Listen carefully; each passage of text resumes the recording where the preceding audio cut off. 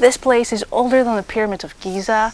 It's older than the Stonehenge. It's actually like a pretty dramatic cliff.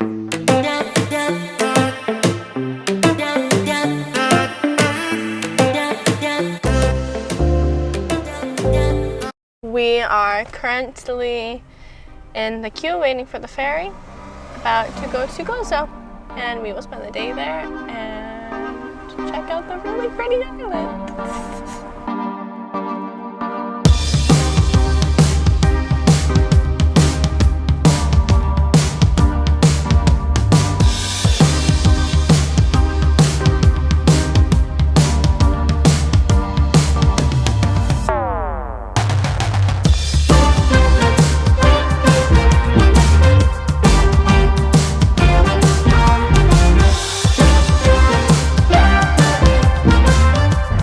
Gozo is a lot more of a rugged island, so if you're interested in something a bit more like nature-based and you want to do more like hikes and you want something a little less touristy, obviously there will be tourists here.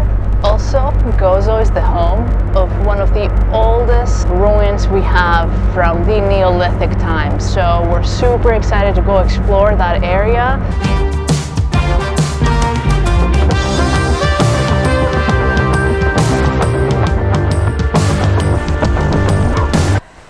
We made it to the caves. I'm super excited because this sightseeing spot is one of the ones that I've been mostly excited about.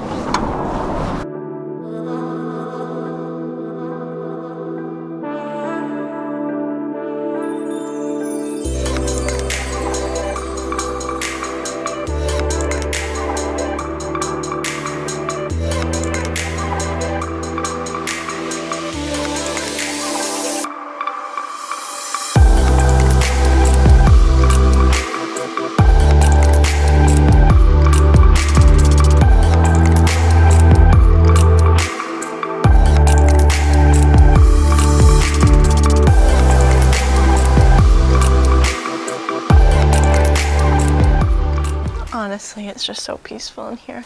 And I don't think we're the only ones feeling that energy and peacefulness in here, because you can tell every single tourist that's here is being so quiet or whispering. I think everybody's kind of feeling that Zen energy. When we were learning about the history of the place in the museum prior to coming out and actually seeing it, they talk a lot about rituals and different things in that time where they would practice and they would gather with fires and they would have an altar. And I don't consider myself a religious person, but I'm very curious and interested in the history of like different pagan rituals and how people would gather and they would worship the environment and nature and the community, and I think that's something that we could really do with as a society to go back to. I think with what you just said, you are very right, and you didn't even read any of the signs, but actually the exact spot we're at right now, it is theorized that this was the altar. So you see this table-like stones that are set up this way? They're theorizing that this was where a lot of the rituals took place, and it kind of makes sense because we're all the way kind of like at the top and the end. There's like no, it's a dead end. So I would think that that's where an altar would be. And actually, if you see this from above, and they have what it looks like on the pictures over here from above, there's basically 3 leaf clovers with 2 leaf clovers connecting to them. They're not really saying what the significance is for this, but I don't think that's random. And one other thing I want to say, so these holes right here, they are not really exactly sure what it was, but because of their placement all around, they are theorizing that they pushed ropes through them to connect things and the structure, because it was a lot more intricate back in the day. I think you had something to tell me about one of the rocks. Something else that we're a little bit torn on how we feel is there's a few stones that have graffiti kind of coming back to like the early 1800s even, and I kind of stopped then because they must have started to take care of it and preserve the things more. But like part of me, because like 1700s, 1800s history is my favorite. So part of me is like, this is wrong, but then the other part of me is like, this is so cool. So So basically this graffiti is here because around the 17th century is when foreigners started learning that this exists.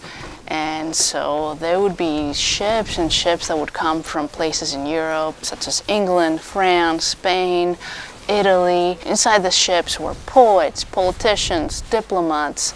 And that took place from the 17th century all the way to the 19th century. Once the government realized the importance of this place, because they didn't even know how old it was until the 19th century. They didn't think it was Neolithic, they thought it was a lot closer to their times. So once they realized how historical this is, the government bought this land and started preserving it, excavating. So the excavations were taking place all the way into like the 20th century, and they found a lot of stuff. But it's unfortunate because when they would come here in the 1700s and 1800s, they would catch a lot of people vandalizing the place, like literally knocking the rocks down, and it was even like not intentional from the farmers in the area that wanted to cultivate the land. They didn't really care about this, and obviously they didn't know the importance of it. They just thought, cool rocks, someone built them a few years ago. So you can imagine what this would have been like.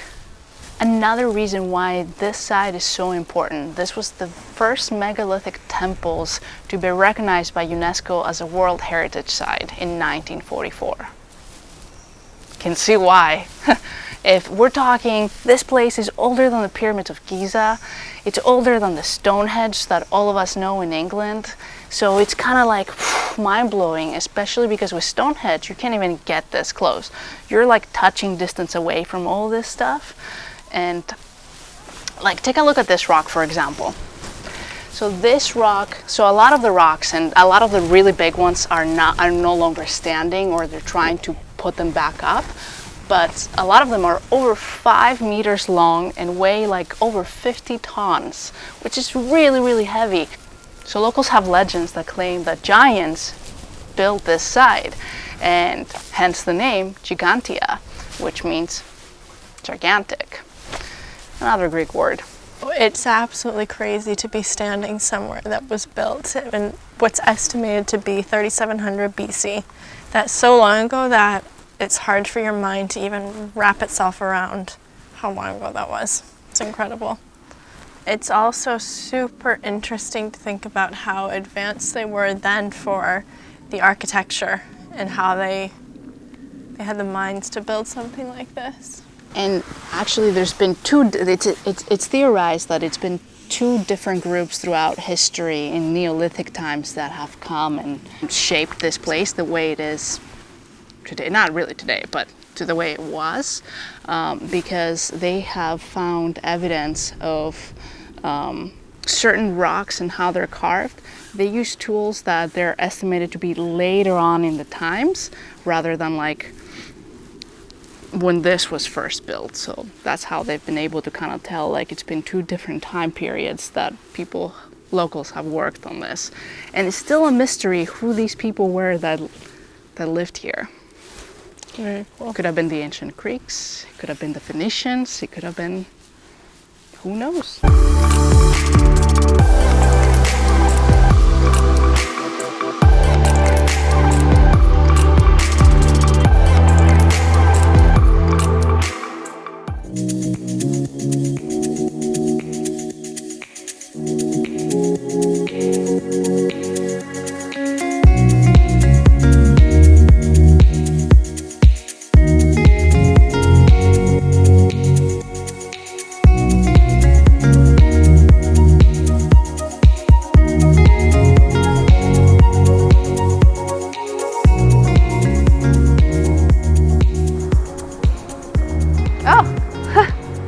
Didn't see you there. I was just meditating for all the likes you're gonna give us on this video. Don't forget, as always, to hit the like button, subscribe if you haven't already. Hitting that like button, in fact, smashing that like button helps us out so much. It might be the most important thing you can do to support us. I mean, if the sky says hit the like button, what else do you need? So if anyone said, I want to go to a destination that you're pretty much surrounded by the sea at all times. Go to Malta. I just feel like we've been like right by the water for like the whole time we've been here. It's very nice. I think it's going to be very different in the summer if you come, but I really like being by the sea in the cooler weather, and it's very nice, very romantic. All right, now let's talk about what we really came here for, the salt pans. What you see behind me is basically a farm. Generations and generations of Maltese people here in Gozo have been farming these salt pans. And maybe we can share a little bit about how it's done. It's really, really hard work to harvest one of the most essential minerals to support life. So the salt harvesting season begins around March, April, and it lasts until September because that's when the sun will be the hottest. So their day starts really early around 4:30 a.m. and it lasts until about 8 p.m. But they have a pretty big break during the day because that's when the sun is the strongest, and they obviously can't be out in such strong sun. As you can see, there's no cover.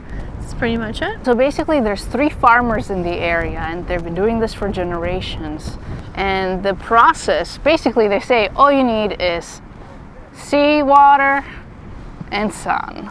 And basically on day 1 they bring in water if it's not enough water inside the salt pans, because we can see actually some of them don't actually have water in there, so they'll bring seawater on day 1 and put it in those squares pans, I guess. And then around day 3 the water starts to evaporate, pans start to crystallize and revealing the salt.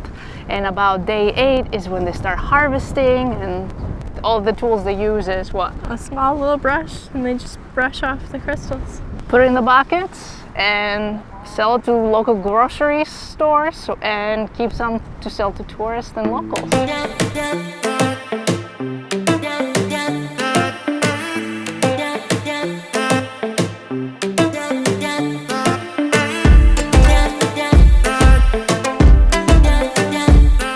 We found the path.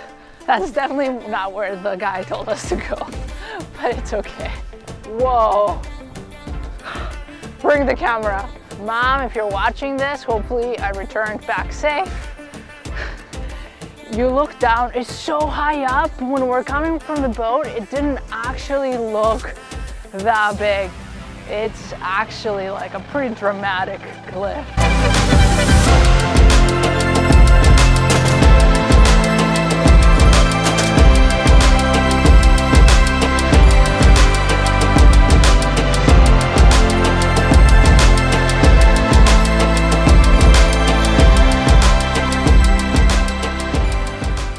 All right, and this wraps up our second video here in the beautiful island of Malta. We have one more coming your way next week. We'll see you on the next one. See you where? See you there. Because this has been fresh experience with that. Oh. All right, and go ahead. No, Go ahead. I'm trying to feel a bit hangry. Don't look at me right now.